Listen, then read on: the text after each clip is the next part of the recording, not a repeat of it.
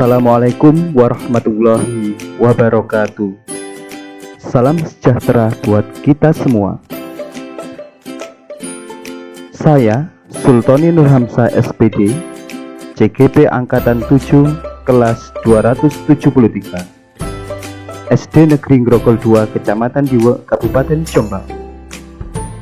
Dalam hal ini, saya akan melakukan aksi nyata Modul 1.4 tentang diseminasi budaya positif. Rancangan tindakan aksi nyata. Latar belakang kegiatan aksi nyata budaya positif di lingkungan sekolah.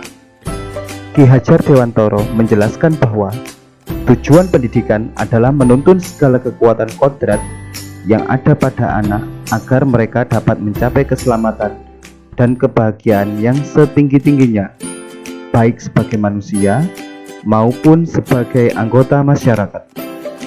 Perwujudan implementasi budaya positif di sekolah sangat penting. Selain itu, membantu proses pembelajaran yang kondusif, sekolah juga tempat pembentukan karakter siswa. Melalui penerapan budaya positif, maka diharapkan tujuan pendidikan sesuai dengan pemikiran Ki Hajar Dewantoro dapat dilaksanakan serta pembentukan karakter dasar dan budi pekerti yang kuat dapat diwujudkan. Tujuan kegiatan aksi nyata budaya positif di lingkungan sekolah adalah 1. Terbentuknya karakter siswa yang disiplin, mandiri, dan bertanggung jawab. 2. Menjadi kegiatan pembiasaan disiplin yang positif yang baik dan bisa dilaksanakan secara berkelanjutan, baik di dalam kelas maupun di luar kelas. Tolok ukur dari perwujudan budaya positif di lingkungan sekolah adalah sebagai berikut. 1. Terbentuknya keyakinan kelas melalui kegiatan kesepakatan yang dilakukan wali kelas dengan siswa. 2. Siswa mampu menerapkan dan menjalankan keyakinan kelas yang telah dibuat. Lini masa aksi nyata budaya positif di lingkungan sekolah. Pertama, berkoordinasi dengan kepala sekolah. Kedua, diseminasi budaya positif kepada wali kelas dan guru. Ketiga, pelaksanaan aksi membuat keyakinan kelas. Dan yang terakhir, refleksi penerapan budaya positif dari siswa dan guru. Dukungan yang dibutuhkan. Pertama, dukungan dari kepala sekolah, rekan guru, serta murid agar tindakan yang telah disusun dapat dilaksanakan dengan baik dan menyeluruh. Yang kedua, dukungan sarana dan prasarana yang menunjang penerapan budaya positif di lingkungan sekolah.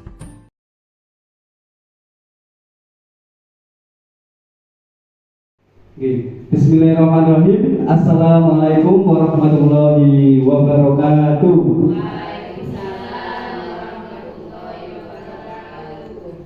Selamat siang buat Bapak Ibu guru yang beragama non-muslim.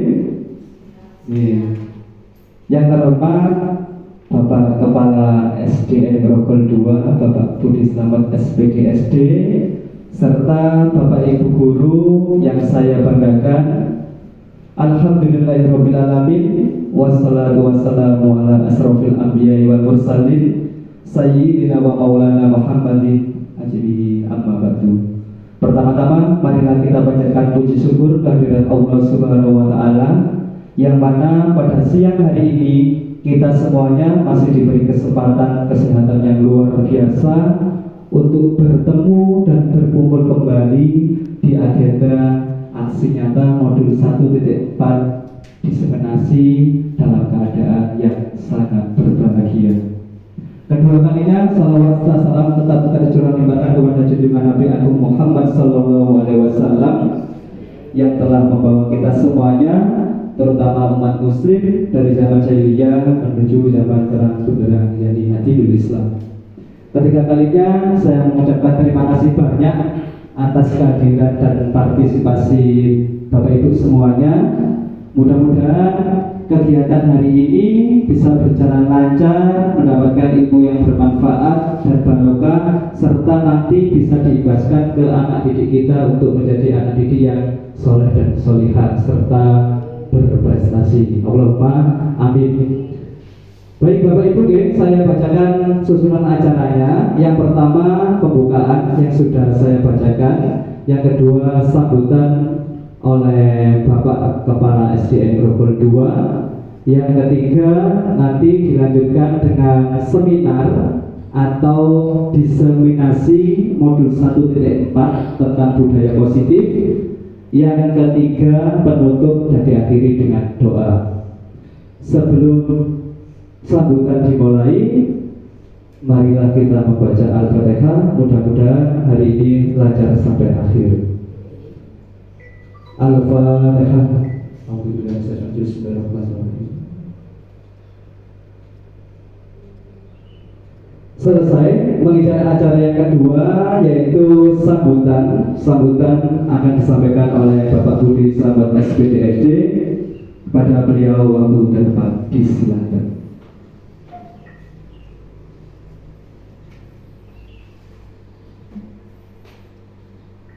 Assalamualaikum warahmatullahi wabarakatuh.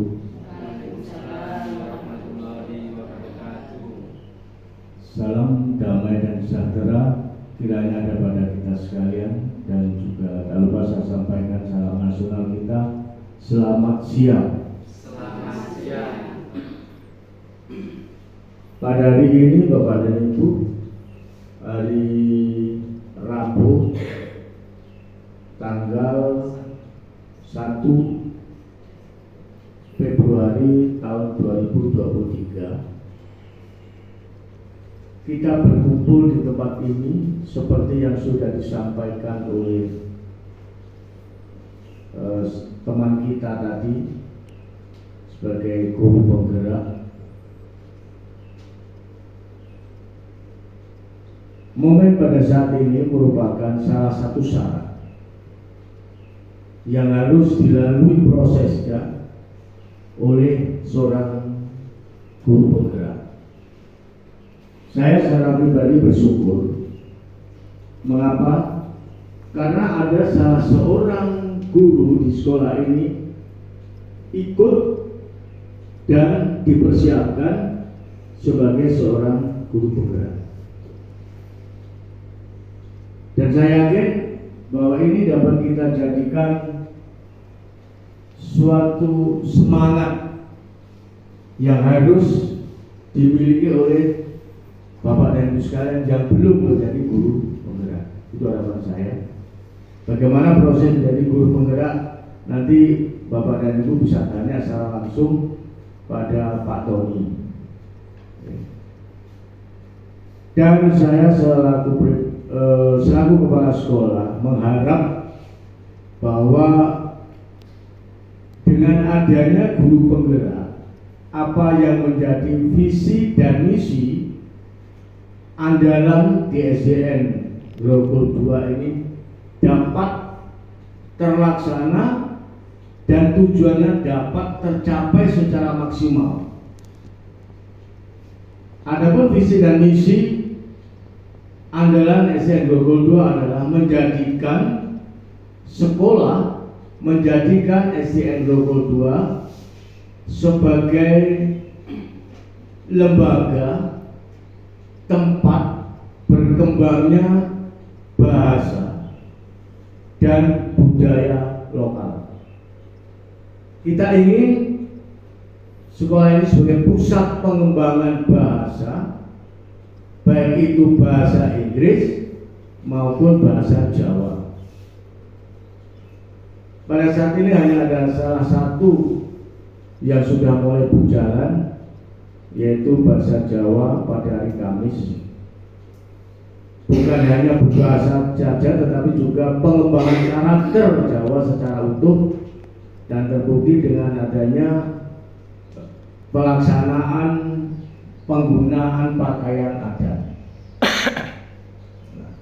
Untuk kebudayaan daerah, kita juga sudah mengembangkan melalui kegiatan-kegiatan ekstrakurikuler. Sekali lagi, andalan SDN Grogol 2 yang tertuang di dalam visi dan misi diharapkan dapat tercapai secara mutlak dengan adanya guru penggerak. Demikian Bapak dan Ibu. Jadi saat ini Bapak dan Ibu diundang ke tempat ini untuk mendukung bersama-sama berjuang apa yang menjadi harapan dan tujuan saudara kita ini dapat tercapai dengan baik dan benar, yang imbasnya dapat menjadi contoh teladan bagi kita yang belum jadi guru penggerak. Yang kedua, imbasnya adalah mempercepat proses pencapaian terlaksananya visi dan misi sekolah kita. Sekali lagi, saya atas nama Kepala Sekolah mengucap terima kasih atas dukungan Bapak dan Ibu guru semuanya, dan sukses untuk Bapak Tony. Semoga dapat melakukan apa yang menjadi tujuan daripada proses pelaksanaan menjadi guru penggerak itu sendiri. Saya akhiri, wassalamualaikum warahmatullahi wabarakatuh.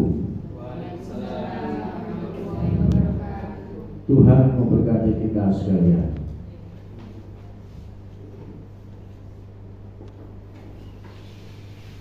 Alhamdulillahirrahmanirrahim.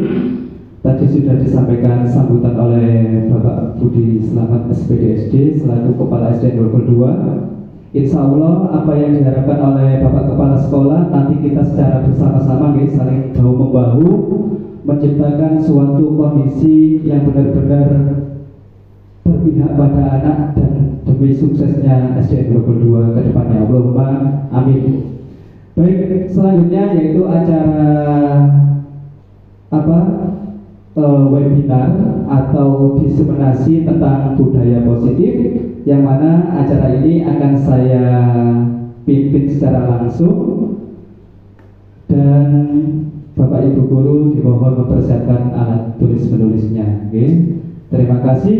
Wassalamualaikum warahmatullahi wabarakatuh.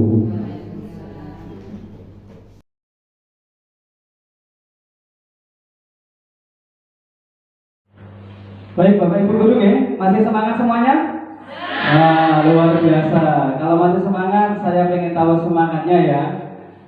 Gini, kalau saya bilang tepuk 1, berarti jenengan tepuk 1. Kalau tepuk 2, berarti tepuk 2, oke? Tapi kalau saya bilang tepuk setan, nggak usah tepuk. Seperti itu ya? Oke. Nanti yang opsi kedua atau setelah tepuk 1, 2, 3, nanti ada tepuk tunggal, berarti sama 1, oke?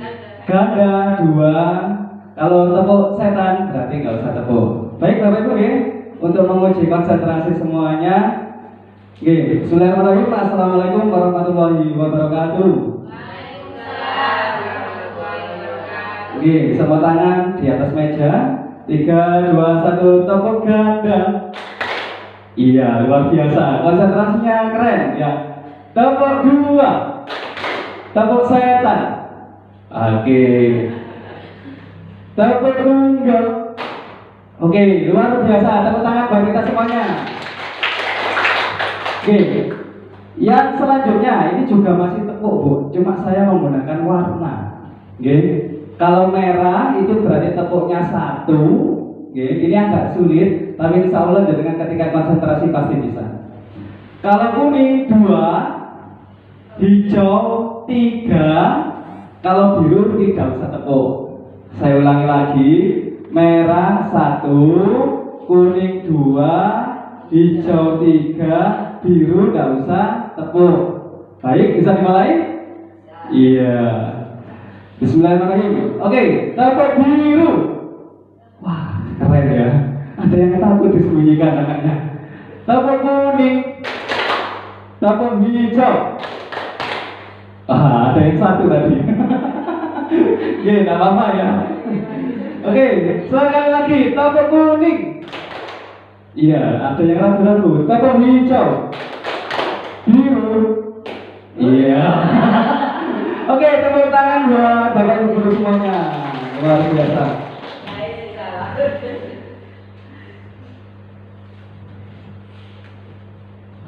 Oke, kelihatan ya Bapak Ibu ya. Jadi di sini saya akan melakukan sebuah aksi nyata, di mana aksi nyata ini tertera di modul 1.4 tentang budaya positif. Oke, Bapak Ibu guru semuanya pasti sudah kenal dengan saya. Itu nama saya Sultanul Hamzah. Saya adalah CGB angkatan 7 kelas 273. Kita sering mengenal atau sering mendengar dengan kata istilah budaya, oke? Dan kata positif. Coba saya akan memberikan umpan balik kepada Bu Tisna. Monggo Bu Tisna, budaya positif menurut Bu Tisna itu seperti apa? Terima kasih atas waktunya Pak Tony. Saya akan mencoba menjawab sesuai dengan apa yang saya dapatkan, yang saya tahu. Budaya positif itu adalah pembiasaan bernilai positif, di mana pembiasaan itu mengandung kegiatan yang mampu menumbuhkan karakter anak. Saya kira cukup sekian. Terima kasih. Luar biasa sekali pertanyaan. Jawaban dari Bu Tisnawati, menumbuhkan karakter. Ya, baik. Selanjutnya, ini adalah budaya positif. Budaya positif yaitu nilai-nilai, keyakinan dan kebiasaan di sekolah yang berpihak pada murid agar murid dapat berkembang menjadi pribadi yang kritis, penuh hormat dan bertanggung jawab. Saya yakin panjenengan sudah melakukan budaya positif semuanya, guys. Hampir setiap hari malah. Contohnya misalnya dengan cara anak-anak sebelum pulang wajib berdoa, kemudian bersalaman dengan Bapak Ibu, betul. Yang kedua, misalnya budaya positif, anak-anak setelah makan atau jajan biasanya membuang sampah di tong sampah di depan kelas yang sudah disediakan. Seperti itu, guys. Budaya positif akan menimbulkan rasa aman dan nyaman pada murid, sehingga pembelajaran menyenangkan akan tumbuh dalam proses pembelajaran yang baik di dalam maupun di luar kelas. Budaya positif juga mendorong murid untuk mampu berpikir, bertindak, dan mencipta sebagai proses memerdekakan dirinya, sehingga murid lebih mandiri dan bertanggung jawab. Jadi di budaya positif itu ada manfaat, ada nilai atau makna yang harus dicapai. Salah satunya yaitu mandiri dan bertanggung jawab. Gini. Mungkin dari Bu Aulia pernah melakukan budaya positif apa yang sudah dilaksanakan, entah itu di kelas maupun di luar kelas. Baik Pak, terima kasih. Saya sampaikan kepada Pak Tony. Budaya positif di kelas 3 yang sudah dibiasakan yaitu seperti sebelum memulai pembelajaran itu dibiasakan selalu berdoa dan juga membaca Pancasila, dan diharapkan agar anak-anak selalu mengamalkan sila-sila Pancasila pada kehidupan sehari-hari. Seperti itu Pak Tony, terima kasih. Luar biasa sekali, Bu Aulia. Jadi budaya positif yang sudah dilakukan di kelas 3 atau kelasnya Pak Aulia, salah satunya adalah memulai pembelajaran. Sebelum memulai, itu berdoa, kemudian membaca Pancasila dan menerapkan nilai-nilai Pancasila dalam kehidupan sehari-hari sesuai dengan profil pelajar Pancasila. Kemudian selanjutnya,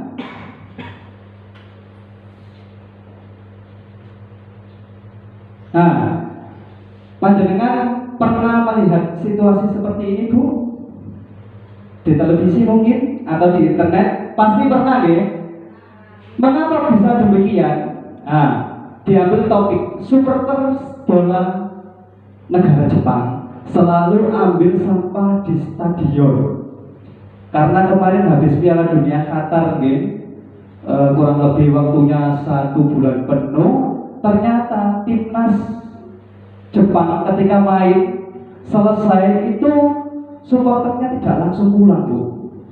Ternyata supporternya adalah membersihkan sampah-sampah yang ada di tribun. Mereka kumpulkan, mereka taruh di tempat sampah. Itu juga sangat luar biasa sekali. Sebagai contoh buat budaya positif yang harus kita ikuti nanti. Nah, selain itu, ternyata pemainnya juga sama, Bu. Pemain dan tim ofisialnya setelah selesai bertanding, mereka tidak langsung pulang begitu saja. Mereka juga merapikan seperti tempat untuk menaruh kostum, seperti handuk, seperti sepatu, mereka rapikan kembali. Ini adalah kondisi ruang ganti timnas Jepang. Luar biasa sekali. Nah, ini adalah salah satu budaya positif yang sudah pernah saya lakukan. Salah satunya yaitu mengawali dan mengakhiri kegiatan pembelajaran selalu dengan doa. Karena dengan doa, insya Allah apa yang sudah dipelajari oleh kita maupun anak-anak pasti ilmunya manfaat dan barokah. Seperti itu, oke? Kemudian sebelum masuk kelas, biasanya anak-anak akan berbaris. Itu membelajarkan anak-anak untuk tertib dan disiplin. Setelah baris, biasanya ada yang langsung cuci tangan. Setelah cuci tangan bersih, kemudian bersalaman dengan Bapak Ibu Guru secara berurutan. Nah, ini ada video, Bu. Kita lihat sejenak.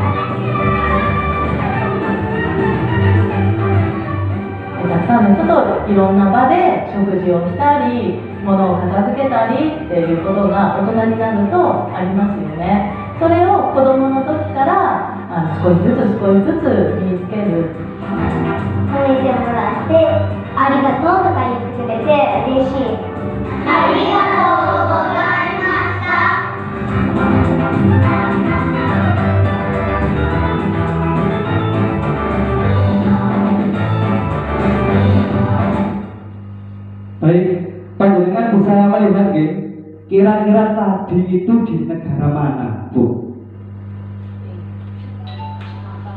Iya, benar sekali, di negara Jepang. Panjenengan sudah melihat video tadi. Kira-kira apa yang bisa jenengan tangkap dari video tadi? Biar gak ngantuk, mungkin Bu Kristin bisa mendampingi saya ke sini sebentar. Monggo Bu Kristin. Menurut Bu Kristin, kegiatan apa yang ada di video tadi, Bu? Kemudian manfaat untuk anak-anak dari melihat video tadi apa? Monggo. Iya, video yang kita lihat di negara Jepang yaitu bahwa dari sejak dini anak-anak dididik untuk disiplin dan bertanggung jawab. Yang pertama yaitu untuk selalu membersihkan kelas. Yang kedua, selalu antri dengan bagus di dalam mengambil makanan, mencuci piring juga. Jadi begitu anak-anak Jepang begitu dididik dari kecil untuk senantiasa disiplin, mandiri, dan berkarakter seperti yang dikatakan Ustaz. Itu yang bisa kita contoh untuk anak kita di SDN Grogol 2. Terima kasih. Luar biasa sekali. Tepuk tangan buat Ibu Christine. Jadi benar sekali Bu, ternyata disiplin itu harus dimulai dari usia dini. Mulai dari menata pakaian, misalnya hal-hal kecil, kemudian bangun tepat waktu, mengambil makan pun juga secara bergantian. Itu nanti bisa kita terapkan kepada anak didik kita.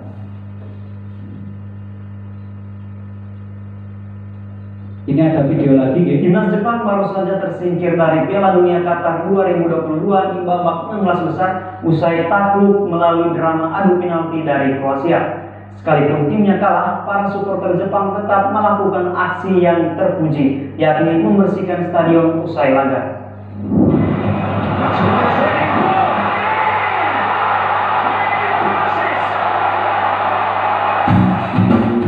Kebiasaan supporter timnas Jepang yang membersihkan stadion usai laga kembali ditunjukkan saat Maeda dan kawan-kawan melawan Kroasia. Sekalipun kecewa karena kalah dan gugur pada babak 16 besar Piala Dunia Qatar 2022, supporter Jepang tetap memungut sampah dan ikut membersihkan stadion usai laga. Dalam foto dan video yang beredar di media sosial, supporter Jepang tampak memunguti sampah yang tercecer di kursi stadion. Seorang bocah juga tampak ikut membantu membersihkan sampah-sampah yang ada di stadion Al-Janoub itu. Bukan kali ini saja supporter Jepang melakukan aksi demikian. Sejak laga pembuka Piala Dunia Qatar, supporter Jepang melakukan aksi serupa. Aksi yang sama kembali dilakukan saat timnas Jepang bermain di 3 laga fase grup. Aksi terpuji itu pun mendapatkan banyak sorotan. Supporter Jepang dinilai telah berhasil mempromosikan budaya dan kebiasaan mereka, yakni mencintai kebersihan. Perjuangan pasukan Samurai Biru itu di Piala Dunia Qatar 2022 memang sudah berakhir. Mereka takluk dari Kroasia melalui drama adu penalti. Namun kecintaan mereka terhadap kebersihan yang ditunjukkan dalam aksi para supporter yang selalu memungut sampah usai laga sudah menjadi cerita menarik dan akan selalu dikenang oleh pecinta sepak bola.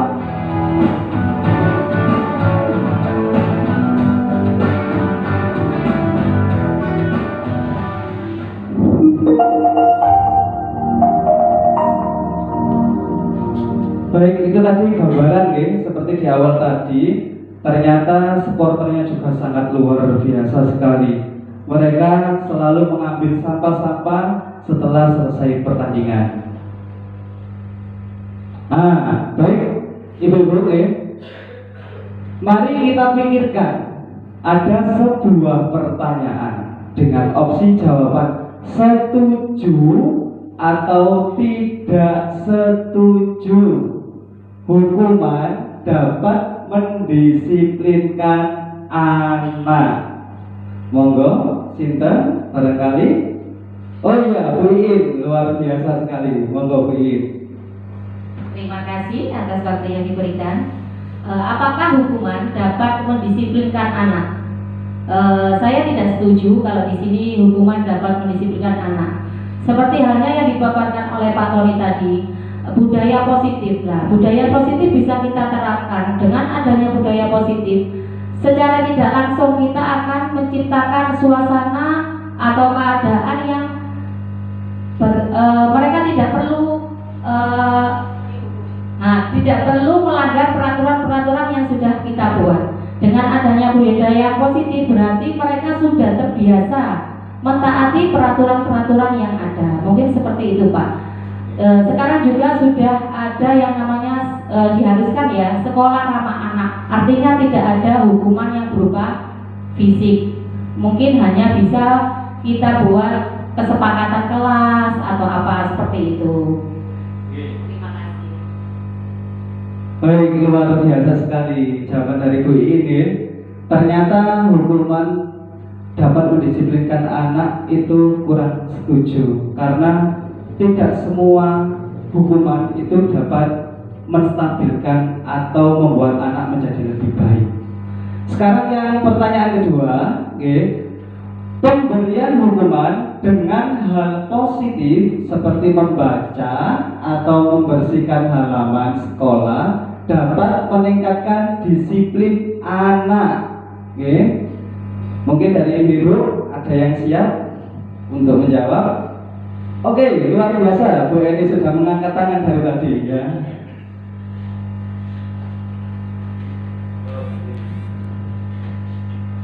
Terima kasih saya diberi kesempatan untuk bisa mengungkapkan, mengekspresikan tentang arti memberi hukuman dalam hal positif seperti membaca atau membersihkan halaman sekolah dapat meningkatkan disiplin anak. Saya setuju karena dengan cara kita memberi hukuman positif seperti ini, dengan cara kita memberi hukuman membaca, kita bisa meningkatkan disiplin anak untuk meningkatkan anak dalam hal cinta membaca. Dan kalau membersihkan lingkungan halaman sekolah juga bisa mengajari anak disiplin untuk menjaga kebersihan sekolah dan mempunyai tanggung jawab dan rasa memiliki lingkungan sekolah. Jadi saya setuju dengan memberikan hal positif dalam lingkungan sekolah. Terima kasih, Tony. Sangat luar biasa sekali ya jawaban dari Ibu SD Double 2 ini. Tentunya Ibu, ketika kita belajar materi sedikit aja, panjenengan semuanya sudah bisa menangkap, mengaplikasikan, dibuktikan dengan cara menjawabnya. Jadi Bu Eni tadi menjawab sangat setuju sekali. Karena dengan adanya membersihkan halaman atau membaca, maka otomatis anak tersebut akan belajar disiplin. Disiplin mengambil sampah, disiplin mengumpulkan, disiplin setelah terkumpul baru dibuang. Seperti itu. Yang ketiga, memberi penghargaan dapat meningkatkan motivasi belajar anak. Nah, ini panjenengan tentunya biasanya untuk menstimulus, atau memotivasi anak. Ayo, tak kayak hadiah mie goreng, saya bisa jawab. Nah, ada yang seperti itu. Kira-kira hal yang seperti itu dapat memberikan motivasi belajar anak atau enggak? Seumpama diganti mie gorengnya diganti apa ya yang menarik? Permen boleh. Barangkali ada yang menstimulus dengan permen. Ada juga yang bisa menjawab nanti tak kasih poin tambahan. Nah, mungkin dari ibu monggo. Iya. Ya, sepertinya Bu ada ya. Luar biasa sekali. Senyumnya insya Allah membawa kebahagiaan ini untuk jawabannya. Terima kasih. Memberi penghargaan dapat meningkatkan motivasi belajar anak.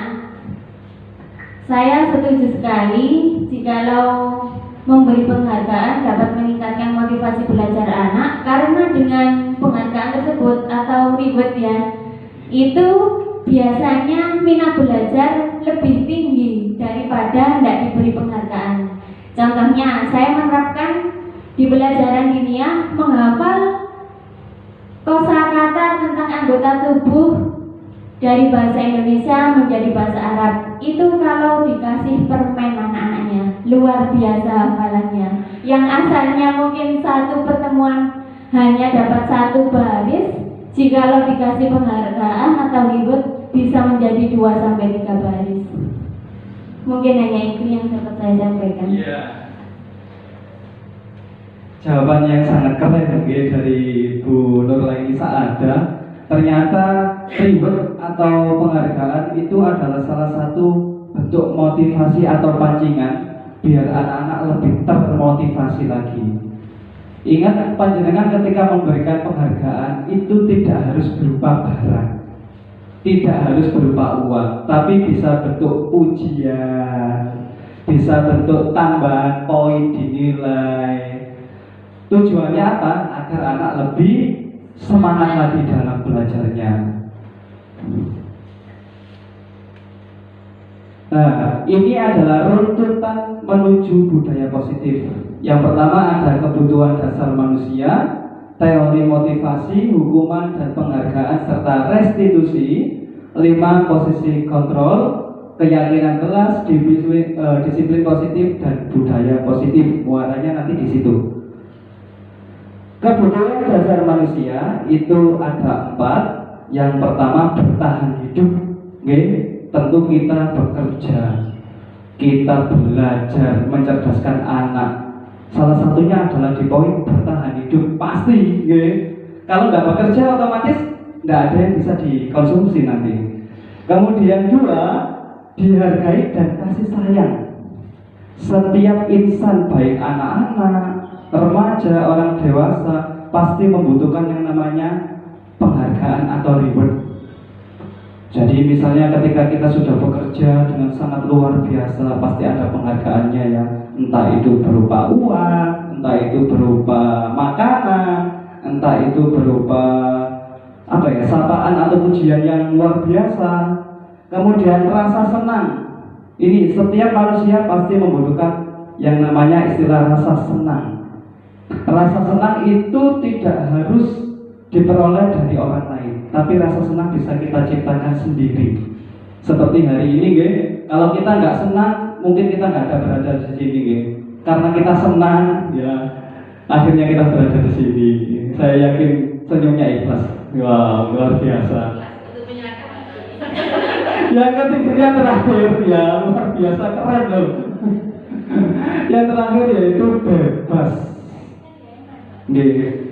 Setiap manusia pasti memiliki rasa keinginan untuk bebas, Bu. Merdeka. Bahkan Pak Menteri sekarang sudah mengistilahkan ya merdeka belajar ya. Belajar nang omah, belajar di sekolah, belajar di pondok, sing penting sinau, nggih. Lah, yang nggak boleh adalah kita menuntut anak hal-hal yang sangat berat ya. Sinau ditunggoni. Jam 6 sampai jam 8 atau jam 9 lari gak tambah pinter, stres. Seperti itu. Lanjut ke ini, teori motivasi. Untuk menghindari ketidaknyamanan, apa yang akan terjadi apabila saya tidak melakukannya? Nah, ini adalah salah satu motivasi eksternal. Kita tahu eksternal itu berasal dari kata luar ya, X. Kemudian motivasi eksternal lagi untuk mendapatkan imbalan dari orang lain. Apa yang akan saya dapatkan apabila saya melakukannya? Pasti ketika kita melakukan suatu kegiatan, baik itu belajar, baik itu bekerja, pasti akan bertanya-tanya, Bu. Walaupun tidak disampaikan secara langsung, kira-kira nanti imbalannya atau apa yang saya peroleh ketika saya sudah melakukan? Pasti nggih? Jenengan pasti seperti itu, Bu. Nggak mungkin ya bekerja siang malam, monggo, nggih, matur suwun. Nah, nggak mungkin. Nah, ikhlas beramal. Luar biasa sekali motivasinya Bu Iin. Melayani. Untuk menghargai diri sendiri, menjadi insan sesuai dengan harapan kita. Saya akan menjadi orang seperti apa bila saya melakukannya, nggih. Pasti setiap kegiatan yang kita laksanakan, muaranya kita nanti endingnya kira-kira tujuannya jadi apa? Kan nggak mungkin kita bekerja kemudian nggak ada hasilnya. Boleh itu nanti berupa uang untuk dijadikan rumah, boleh itu nanti dibuat umroh, boleh itu nanti dibuat untuk beli sesuatu seperti sepeda motor dan lain-lain. Nah, ini merdeka menurut Ki Hajar Dewantoro. Merdeka itu artinya tidak hanya terlepas dari perintah, akan tetapi juga cakap untuk memerintah diri sendiri. Merdeka itu gak harus dikongkon, tapi bisa diciptakan dari diri sendiri. Contoh, merdeka belajar, gak usah disuruh panjenengan. Nek menewanya mulang, pasti berangkat. Oh, mana jago tak teko aku ya. Tidak usah disuruh berangkat ke dinas. Ketika jenengan sudah ada aba-aba undangan tanpa kepala sekolah menyuruh, jenengan pasti berangkat. Saya nanti ke dinas karena berhubungan dengan kebutuhan sekolah, berhubungan dengan pribadi saya, seperti itu. Nah, teori hukuman ini ada konsekuensi hukuman ataukah sebuah restitusi. Nah, ini ya di tabel, wah, kecil-kecil Bu, mudah-mudahan bisa membaca Bu, ini kita saya kelihatan Oh, setidaknya Bu Ain bisa mendengarkan. Nggih. Bu Ruli kelihatan nggih? Nggih, sedikit lumayan. Itu bedanya hukuman, konsekuensi atau sebuah restitusi. Saya bacakan beberapa poin saja. Hukuman itu sesuatu yang menyakitkan dan harus terjadi. Konsekuensi sesuatu harus terjadi. Kalau restitusi itu merupakan sebuah pilihan. Biasanya restitusi itu giring kita ya. Nanti ada di videonya. Mari diukur.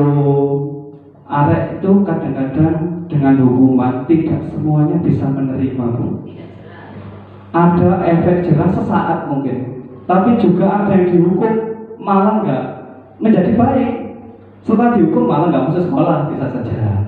Nah, dengan konsekuensi kita nggak usah menghukum dengan push up, kita nggak usah memukul, menampar. Ketika ada teman satu bangku nggak sengaja kertasnya sobek atau bukunya sobek, otomatis kita hanya cukup berkata, "Loh, kalau ada bukunya teman sobek, tadi kan kamu yang membawa, terus gimana? Apa yang harus kamu lakukan?" Lah otomatis dia sendiri akan menyadari, "Oh iya Bu, oh iya Pak, besok saya ganti nggih, saya tak matur ibu dulu." Nah itu. Lah kalau restitusi itu endingnya diarahkan.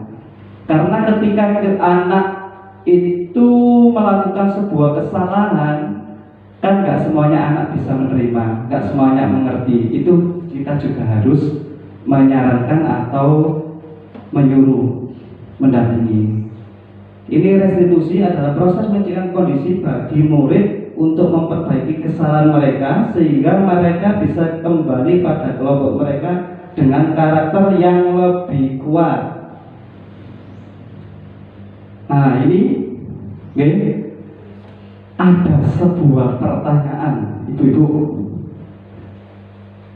Hukuman atau konsekuensi mencatat 100 kali di dalam buku kalimat, "Saya tidak akan terlambat lagi." Karena apa itu? Karena terlambat ke sekolah. Oh, lanjutannya mungkin ya. Oh, Bu Ali ya. Bu Ali tadi mengangkat tangan sepertinya. Termasuk hukuman atau konsekuensi? Ya, terima kasih atas waktunya. Kalau menurut saya mencatat 100 kali di dalam buku dan kalimat "saya tidak akan terlambat lagi" itu merupakan hukuman. Begitu ya? Iya, terima kasih. Oke. Menurut Bu Ali itu adalah sebuah hukuman. Lari mengelilingi lapangan basket 2 kali karena terlambat hadir di sekolah. Oke, Bu Christine, kira-kira hukuman atau konsekuensi, Bu? Termasuk hukuman, Pak. Iya. Karena fisiknya. Oh iya. Harus lari. Benar-benar luar biasa ya ibu-ibu SDN 22 ini. Bu Christine menjawab itu adalah sebuah hukuman. Murid diminta untuk push up 15 kali karena tidak menggunakan masker. Kejam ini ya. Tidak menggunakan masker. Nanti saya takutnya gurunya tidak menggunakan masker. Iya, itu disuruh push up, Bu. Lah bendino gak gawe masker, Wak. Ya, sing lemu dari kuru tambah entek. Seperti itu. Termasuk hukuman. Sekarang mengganti kertas tugas teman yang telah dicoret-coret, membersihkan tumpahan air di meja tulis karena tersenggol saat belajar. Langsung 2 ya. Kira-kira termasuk hukuman atau konsekuensi? Monggo, Bu Ruli. Ya, terima kasih atas waktunya Pak Tani.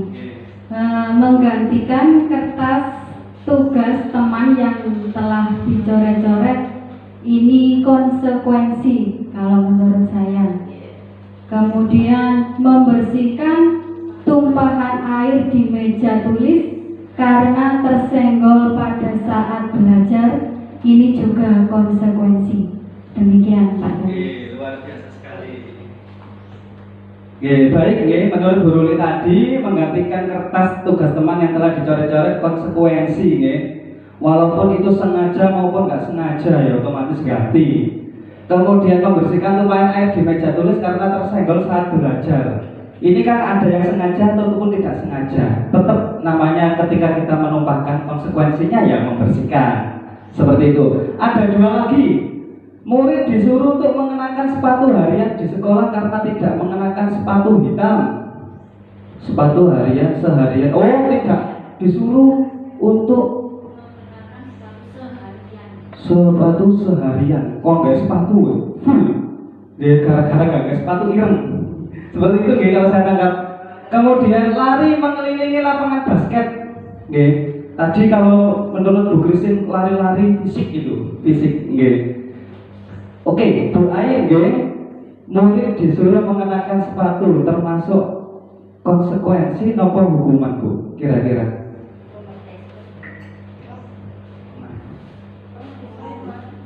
Apa Pak itu?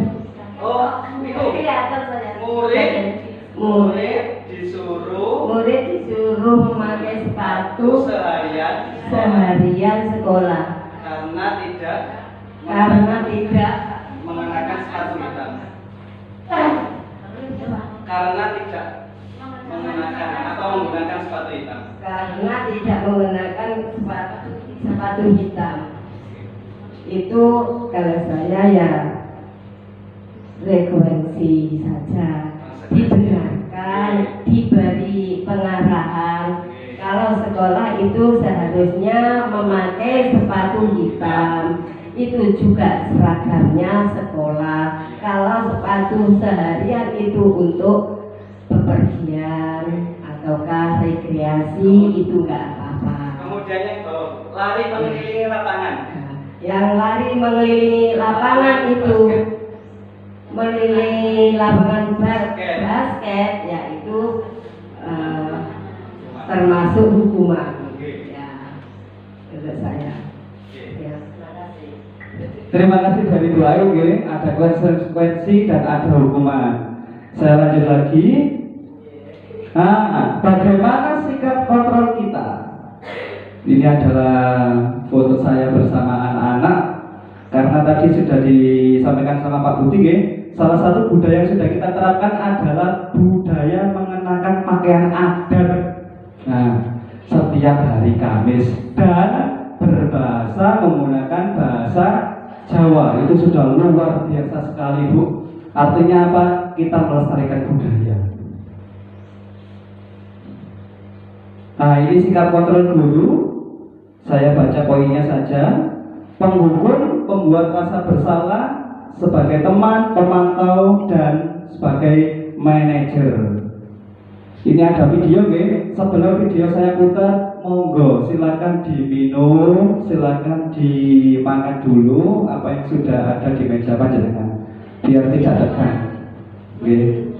Oh masih kenyang, monggo Bu, nyantai saja, kita melihat video dulu.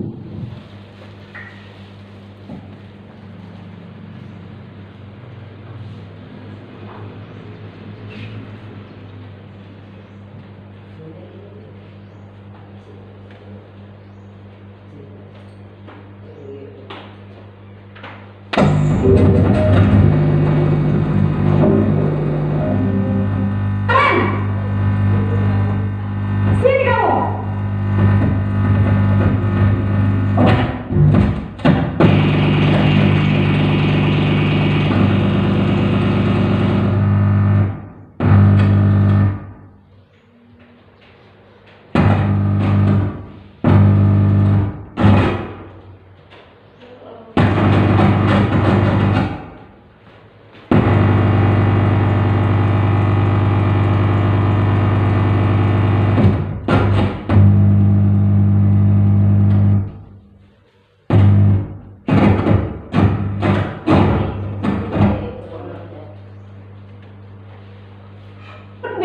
Pasti terlambat. Maaf Bu, saya Apa? Apa coba? Alasan kamu apa lagi? Kapan sih kamu tidak terlambat? Malas sekali ya kamu jadi anak. saya Dasar pemalas. Gak kapok-kapok sih kamu. Sudah berapa kali terlambat?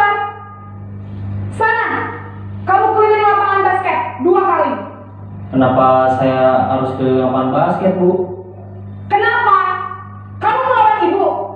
Berani-beraninya jawab. Sudah terlambat, masih berani jawab pula. Sekarang, keliling lapangan basket 5 kali sekalian. Biar kapok. Cepat! Pergi sana ke lapangan basket.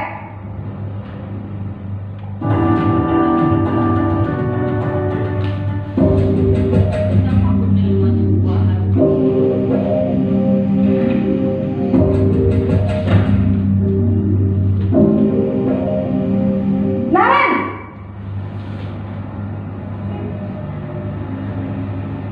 Selamat pagi, Bu. Naren. Kamu kenapa terlambat lagi, nak? Ya Tuhan, Naren. Kamu senang ya bikin ibu susah ya? Kalau kamu terlambat lagi, nanti ibu yang ditegur bapak kepala sekolah, nak. Disangka ibu tidak bisa membina kamu. Duh, gimana ini? Maaf, Bu. Duh, Gusti Naren. Kamu suka ya kalau ibu ditegur bapak kepala sekolah? Terus, sekarang ibu harus tulis apa ini di buku absen? Ini kamu sudah sering terlambat loh. Ibu harus apa coba? Maaf, Bu. Maaf sekali. Ya sudah, lain kali jangan bikin ibu susah lagi ya, nak ya. Ibu tidak akan kuat lagi kalau kamu begini terus. Bisa jantungan kalau ibu ditegur bapak kepala sekolah. Sana cepat ke kelas. Maaf ya, Bu. Maaf sekali. Posisi pembuat rasa bersalah berbicara dengan nada tenang.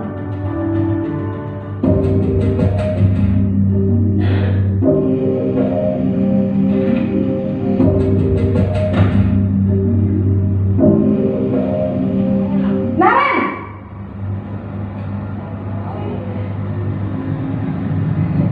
Selamat pagi, Bu. Wah, sudah jam berapa ini, nak? Terlambat lagi ya, sayang. Iya, Bu. Habis ibu saya lupa bangunkan saya, Bu. Kamu malah menyalahkan ibu kamu. Kamu bukannya anak yang larinya paling kencang. Kok terlambat sih? Iya, Bu. Saya memang terlambat bangun tadi.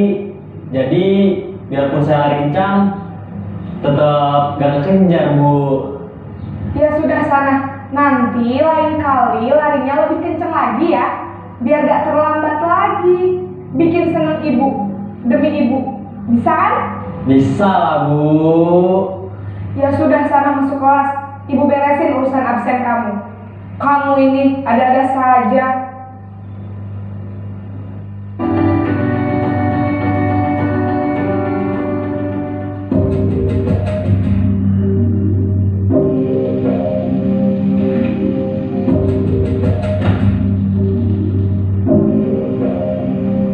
Naren!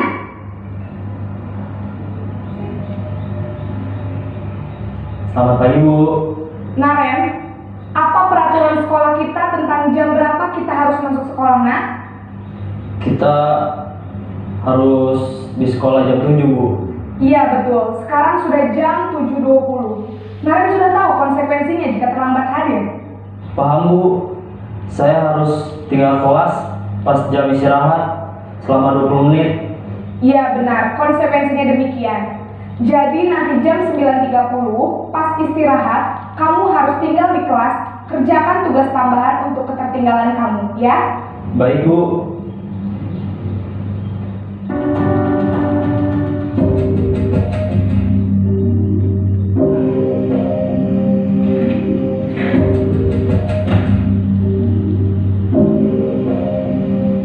Naren!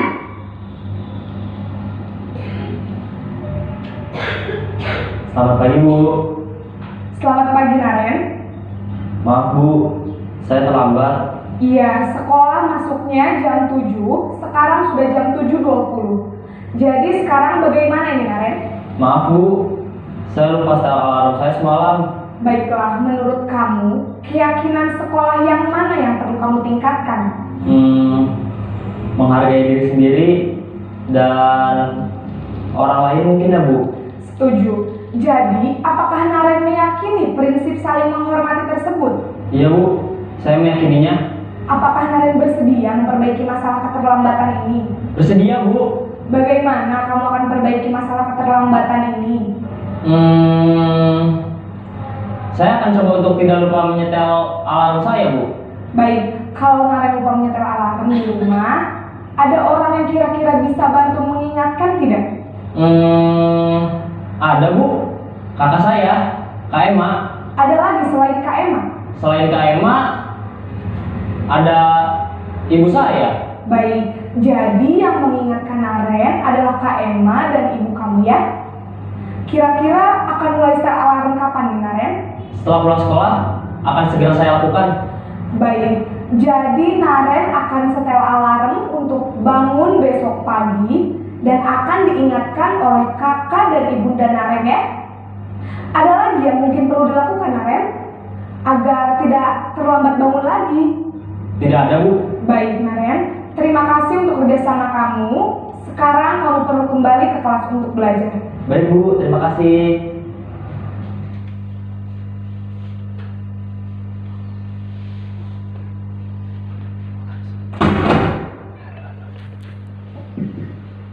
Baik ya, ibu-ibu tadi sudah melihat video.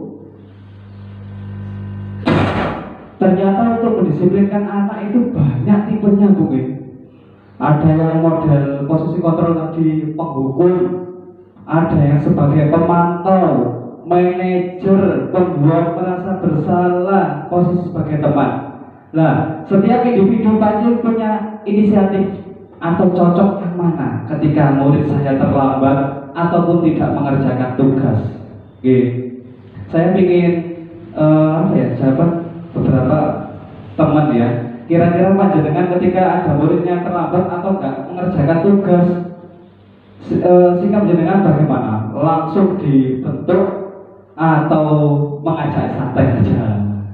Mungkin dari siapa?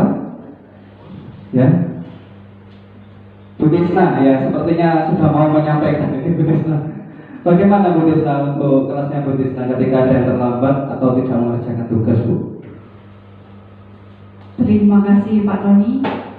Kalau di kelas saya, karena saya mengajar di kelas 1, maka yang akan saya gunakan sepertinya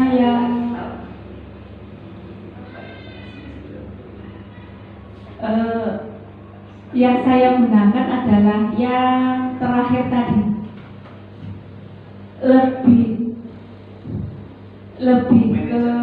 Lebih ke manajernya, ditanya dulu. Jadi tidak langsung seperti menghukum itu. Kalau menggunakan yang tipe penghukum tadi, sepertinya anak nanti takut sekolah Pak Tony. Malah nggak mau sekolah, saya takut gitu. Jadi sepertinya cocok yang terakhir, yang manajer. Terima kasih. Luar biasa sekali. Mungkin dari Bapak Ibu guru yang lain atau kelas atas mungkin, monggo satu lagi. Habis itu dilanjut. Ini waktunya kurang lebih tersisa 15 menit selesai. Bu Iin, ya, lagi ya. Bu Christine mungkin. Terus tidak apa-apa Bu. Langsung disikat. Iya, ini waktu saya mengajar di kelas 5 karena ada satu anak yang terkenal. Jadi karena laporan dari beberapa guru kok sulit sekali, akhirnya saya sebagai teman waktu itu. Jadi sayangku Delvino, saya ganteng dewe. itu yang saya lakukan. Ternyata dia, kenapa? Akhirnya dia, saya begini. Mungkin karena kita harus tahu karakter anak itu seperti apa, lingkungan yang mereka hadapi itu seperti apa, di rumah seperti apa. Jadi kita harus mengenal anak itu lebih dalam. Jadi kita tahu bagaimana anak ini harus dibentuk, bagaimana mendekati anak ini supaya berlaku lebih baik. Itu. Terima kasih Pak Tony. Oke. Baik ya, jawabannya sangat luar biasa sekali, Ibu-ibu. Kita lanjut lagi. Nah, ini keyakinan kelas, ada peraturan sekolah, kesepakatan kelas, dan keyakinan kelas. Ternyata 3 hal ini berbeda loh Bu. Ada peraturan sekolah, ada kesepakatan kelas, ada keyakinan kelas. Nah, mengapa tidak peraturan saja? Mengapa harus keyakinan kelas? Mengapa kita memiliki peraturan harus menggunakan helm bila mengendarai kendaraan roda 2? Kira-kira jenengan nek menggunakan helm bepergian pakai sepeda motor itu kesadaran diri apa memang takut ditilang? Ya, seperti itu. Sedikit aja Bu Aulia, bagaimana kalau berkendara Bu? Ya, baik, terima kasih. Ketika kita berkendara menggunakan roda 2 dan memakai helm itu saya sendiri itu karena kesadaran diri sendiri, karena takut terjadi sesuatu yang tidak diinginkan seperti misalnya kecelakaan Pak. Kalau memakai helm itu kan melindungi kepala yang paling utama itu, seperti itu Pak. Keren Bu ya. Jadi itu merupakan keyakinan sendiri ya. Tanpa adanya peraturan kita sadar. Kemudian mengapa kita memilih peraturan 3M menggunakan masker, mencuci tangan, dan menjaga jarak? Nah, kemudian mengapa kita memiliki peraturan harus datang tepat waktu pada saat bekerja? Ini termasuk peraturan apa keyakinan? Ketika masuk jam 7 misalnya, anak-anak harus sudah masuk, gurunya harus sudah masuk. Kira-kira menurut jenengan itu memang harus dipatuhi karena aturan apa memang keyakinan jenengan sendiri, kesadaran jenengan sendiri? Mungkin dari Bu Ada, monggo Bu Ada.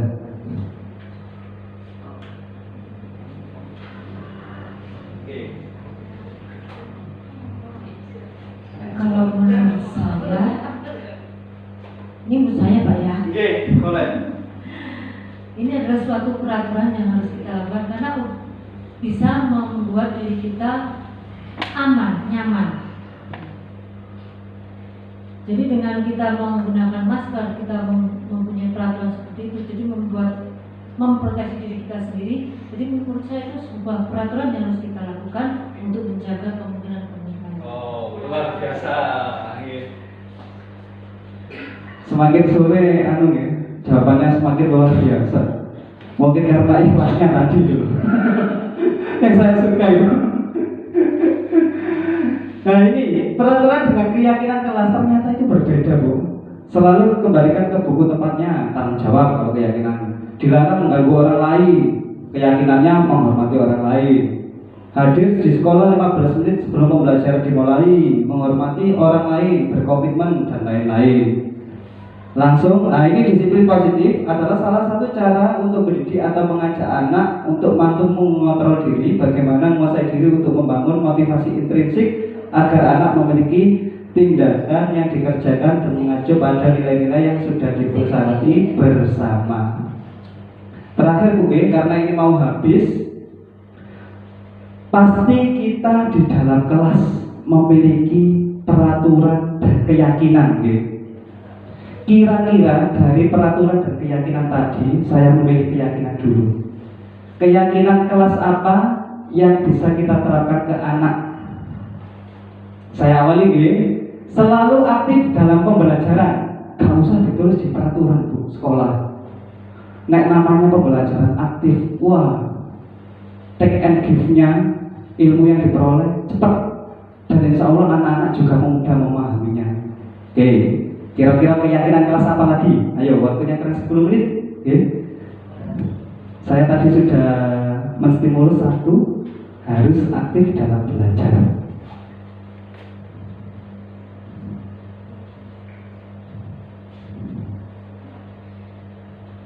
Ayo Bu, kira-kira apa? Selain aktif dalam belajar, keyakinan di kelas. Mengerjakan tugas sesuai bertanggung jawab dengan cara mengerjakan tugas yang telah diberikan oleh guru. Itu mungkin salah satunya. Iya. Oke, sudah dapat 2 Bu, kurang 2 lagi. Mengerjakan tugas, gak usah ditulis nang papan, gak usah di print, gak usah di banner. Nek jenenge tugas, ya kudu digarap. Iya. Itu namanya keyakinan kelas. Ayo, 2 lagi, sinten? Wow, Bu Ruli, monggo. Seperti sesuatu yang harus dibawa anak ketika jam pelajaran. Seperti saya, penguatan iman Kristen harus awal sudah disampaikan memang anak harus membawa Alkitab. Jadi kalau tidak membawa ada konsekuensinya. Biasanya saya suruh anak ayo maju menyebutkan janji. Jadi saya tidak akan lupa membawa Alkitab 5 kali. Seperti itu, disiplin apa ya Pak? Membawa. Ya, membawa yang harus sesuai mata pelajaran. Luar biasa Bu, membawa apa yang harus dibawa sebelum pelajaran dimulai. Itu juga keyakinan kelas, nggih. Panjenengan gak usah nulis, gak usah ngeprint. Nek jenenge wae PIK, apa sing dipelajari ya iku disiapno, nggih ya. Satu lagi Bu, monggo sinten? Ayo. Satu lagi. Semangat sebelum sayonara. Iya, langsung aja Bu Aulia, Bu. Mungkin keyakinan di dalam kelas itu seperti meminta izin kepada guru ketika hendak ke kamar mandi ataupun membuang sampah ataupun mengoroti pensil di luar, seperti itu Pak Mulya. Wow. Ternyata di diseminasi atau seminar ini sangat aktif dan luar biasa ya. Ketika sudah seminar gini ternyata muncul gagasan-gagasan yang mana gagasan itu nanti bisa kita gunakan di kelas tanpa harus dicatat. Mereka insya Allah sudah paham. Kemudian ini langkah membangun budaya positif. Yang pertama ada berkolaborasi, kemudian sosialisasi, kemudian membuat atau menyusun kesepakatan keyakinan di kelas masing-masing yang didampingi oleh wali kelas. Karena untuk membangun budaya positif ini harus adanya kolaborasi dari guru, harus adanya kolaborasi dengan kepala sekolah dan seluruh warga sekolah. Sosialisasi ini juga penting. Jadi panjenengan ketika sudah punya inisiatif upaya baik itu keyakinan budaya positif, tentu hal ini harus disampaikan terlebih dahulu. Nah, ini adalah langkah membangun budaya positif yang kedua, yaitu dengan cara melaksanakan secara bertahap dan penjadwalan wali kelas ketika masuk ke dalam kelas. Jadi ada tahap-tahapannya untuk memudahkan kita dalam mengerjakan hal seperti ini. Yang terakhir ini ada melakukan penilaian diri, kemudian mengobservasi kira-kira keyakinan kelas, peraturan kelas, budaya positif yang sudah kita laksanakan itu efektif apa enggak. Kalau enggak diobservasi kita enggak tahu. Menurut kita sudah bagus, ternyata buat guru lain gak mampan ya, gak cowok kayak kelasku ya. Contoh hal yang apa ya sering kita temui ya, kelas bawah dengan kelas atas nggak bisa disamaratakan. Kadang kita harus bersikap baik, selalu menjadi orang tua teman ketika ada anak yang salah ya. Kita harus ngelus-ngelus di kelas 1. Ketika sudah di kelas 6, nanda meneh nggak boleh masuk nggih. Oh nggih, kalau meneh nggak masuk telung dino teman. Seperti itu. Nah, seperti itu kita juga harus menyesuaikan, ada observasi namanya. Setelah di rapat evaluasi, baru rapat rutin, kemudian disampaikan ke dalam forum. Nah, mudah-mudahan apa yang sudah kita pelajari hari ini, mari kita bangun budaya positif di SD Negeri Grogol 2. Dimulai dari hal-hal kecil, nggih. Insya Allah kita sudah melaksanakan. Tinggal kita ajak paten sama rutin apa enggak, seperti itu. Yang terakhir, terima kasih. Salam dari saya, guru penggerak, tergerak, bergerak, menggerakkan. Tepuk tangan buat kita semuanya.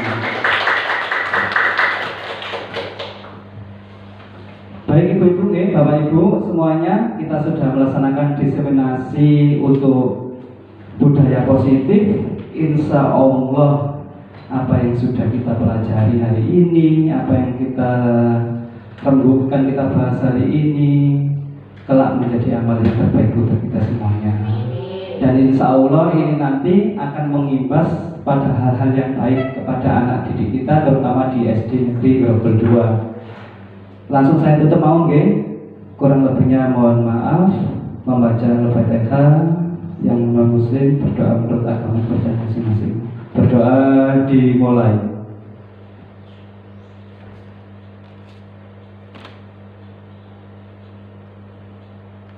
Berdoa selesai. Saya akhiri. Wassalamualaikum warahmatullahi wabarakatuh.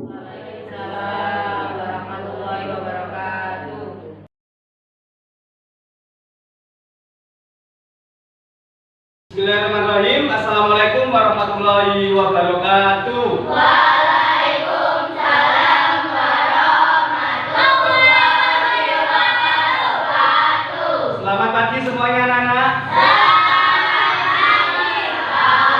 Hari ini semuanya sehat? Sehat. Luar biasa sekali. Hari ini kita akan membahas tentang keyakinan dan kesepakatan yang ada di kelas 5. Ini bisa kita terapkan asalkan nanti kita memperhatikan dan mengeluarkan pendapat yang baik-baik demi terwujudnya suatu kelas yang bersih, rapi, disiplin dan lain-lain. Oke, di sini sudah ada kata-kata kesepakatan dan keyakinan kelas. Ayo coba, siapa yang bisa menjawab tentang apa sih itu keyakinan kelas? Oh ya, Rafael. Ide-ide yang bagus atau positif yang ada di dalam kelas. Wow, luar biasa. Tepuk tangan buat Rafael. Ide-ide atau gagasan yang positif yang ada di kelas.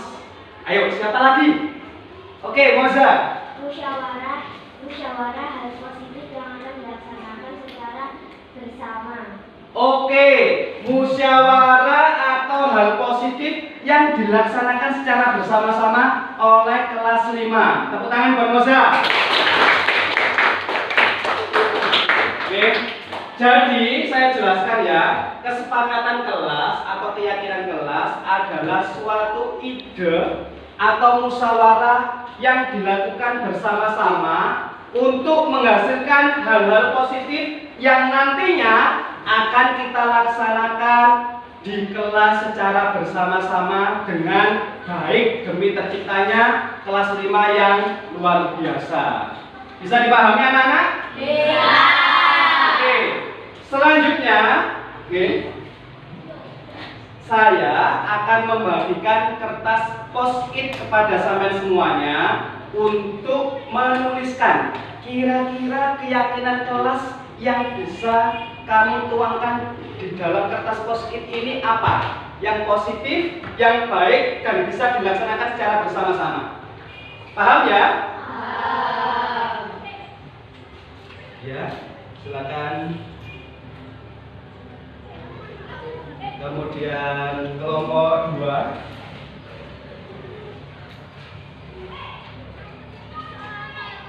Kelompok 3.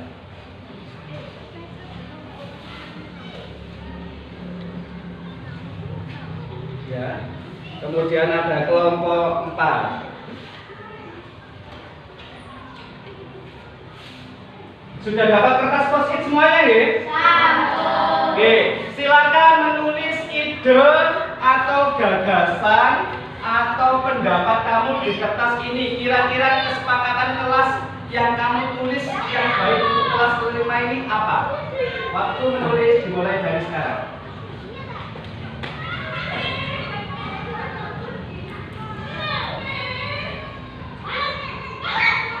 Sudah selesai anak-anak?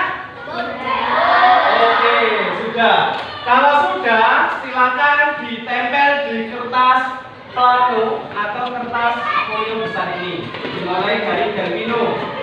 Silakan Del. Dimulai dari sini ke kanan ya. Langsung disusul oleh Eci. Ya. Selanjutnya secara berurutan.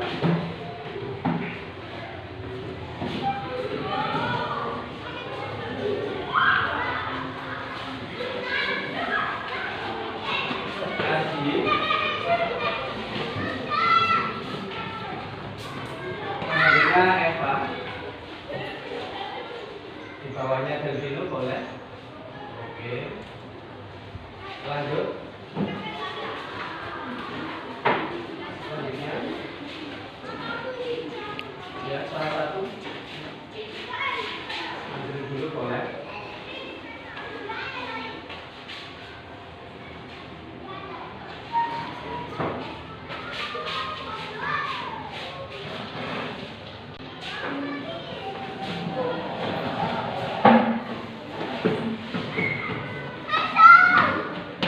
Disusul oleh Rafael Keke secara berurutan.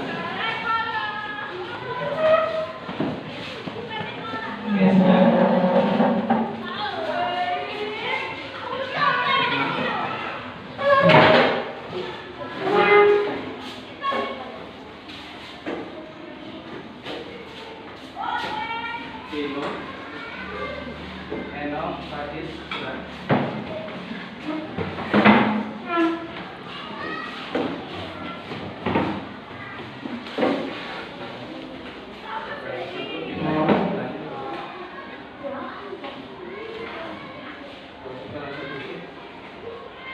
ya, selanjutnya.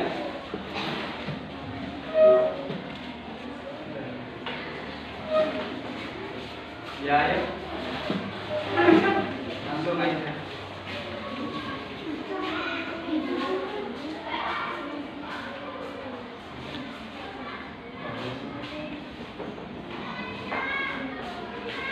Baik ya anak-anak ya, hari ini sampai sudah menuliskan keyakinan kelas menurut pendapatmu tentang hal positif yang bisa dilaksanakan. Ini sudah ditempel semuanya. Saya perhatikan sekilas ini luar biasa sekali ya pendapatnya ya, sangat keren. Mungkin ada yang mau membacakan? Ya, Kezia, silakan maju Kezia. Pak Tony akan menulis di sampingnya.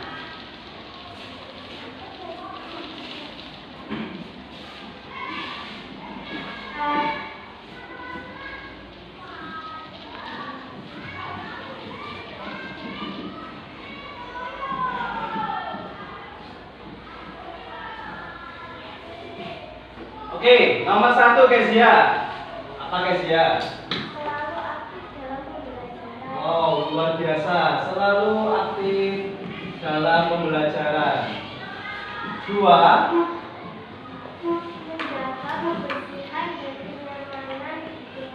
Menjaga kebersihan dan kenyamanan kelas. 3. Tidak membuat gaduh. Kemudian 4.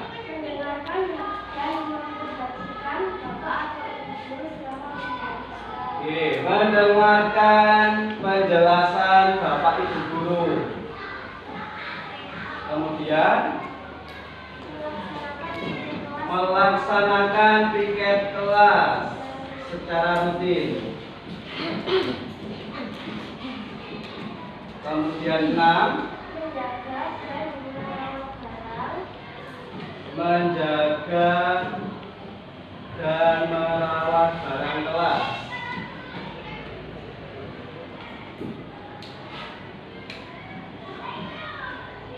Kemudian ada apa lagi? Mengerjakan setiap tugas dari guru.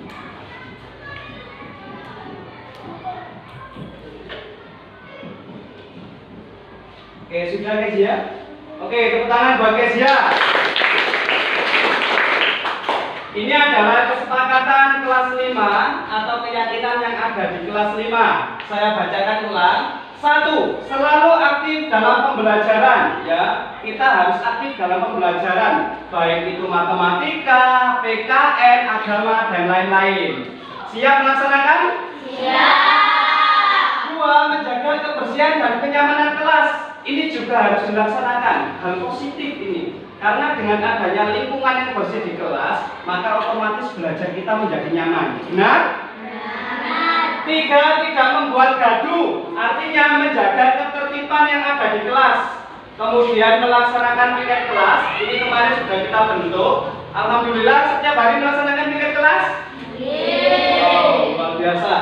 Kemudian menjaga dan merawat barang yang ada di kelas, ini juga sangat penting. Artinya setiap inventaris atau barang yang ada di sini harus kita jaga dan rawat biar bisa digunakan oleh adik-adik kelasnya. Seperti itu ya. Yang terakhir, mengerjakan setiap tugas. Ini juga harus dilaksanakan. Karena kewajiban siswa selain poin 1 sampai 6 ini juga harus mengerjakan tugas dari Bapak Ibu guru. Bisa dipahami anak-anak? Bisa.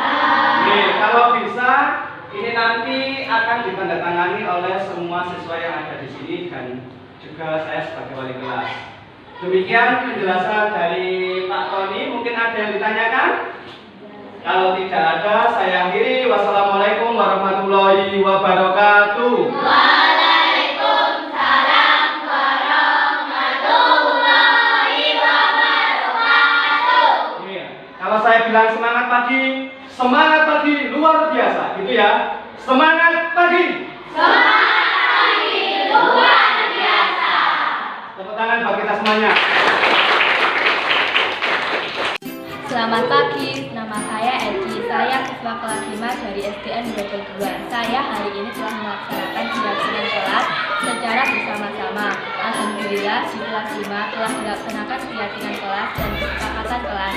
Semoga keyakinan kelas ini dilaksanakan secara berkelanjutan dan memberi hal positif yang lebih baik lagi. Terima kasih.